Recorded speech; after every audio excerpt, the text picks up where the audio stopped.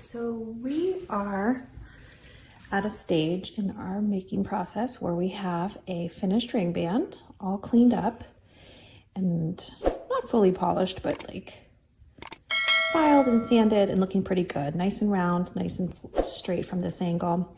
And we have our bezel cup.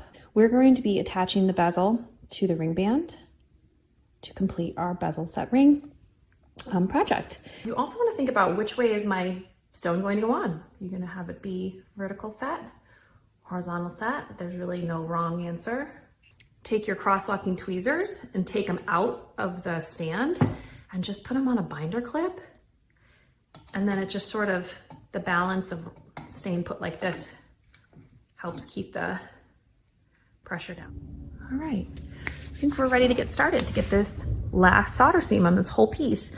So we talked earlier about the different types of solder that we have. The hard, which is what we used for just the bezel when we soldered the bezel shut. And then we used medium for putting the bezel wire onto the back plate, is what we use. Medium has a second highest melting point, and then easy will be our last seam. It has the lowest melting point. So easy is great because when we solder this completely shut, we're not chancing the risk of opening these up again or letting these flow because these have a higher melting point. And again, we did our ring band, and you could do your ring band because we made that independently. We can solder the ring band, shot it hard or medium, it doesn't really matter. Knowing that our very last solder seam the ring band will touch is easy. So we will be using easy. This is always sort of an exciting moment because we are almost there, we're almost done.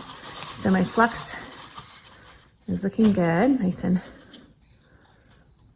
toothpastey. And this is another moment where you have a chance to knock your alignment work. So be gentle.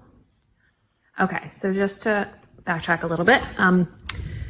Once you paint the flux on, make sure that you're very careful and gentle as you paint the flux onto your seam where you want this two pieces to connect, because you don't want to knock after all that time we just spent aligning everything and making sure things look nice and straight. I'm going to warm it all up gently. I'm going to watch the flux. The flux is always our indicator. I know I repeat myself a lot, but the flux is your indicator of whether or not the solder, what the solder is going to do. So first the flux turns white and crusty because all the water evaporates out of the mixture. And you see like this white crust. And that's the moment too, when the water's evaporating out, that the solder will move and people will get worked up and they'll try and push it back into place with their titanium pick. But you usually can't do much moving because it's too crusty. So you wait patiently through the crusty phase into the glossy, glassy stage, and that's where you can scooch things back into place if need be. So carefully, you can, and these cross locking tweezers are nice. They have wooden handles, so there's no heat transfer, so you can usually touch them without fear of getting hurt. So they're great. And the binder clip is so nice. It really just gives you the ability to like have the leverage. It kind of just stays wherever you want it because it's on like a little rocking horse. So these are a nice little hack I learned. Put this aside. I'm going to spin about 10 seconds. We will quench. And then we can take a quick peek. It is obviously dirty, but it looks well soldered. And then we will put it in the pickle for, let's see if I can get it to,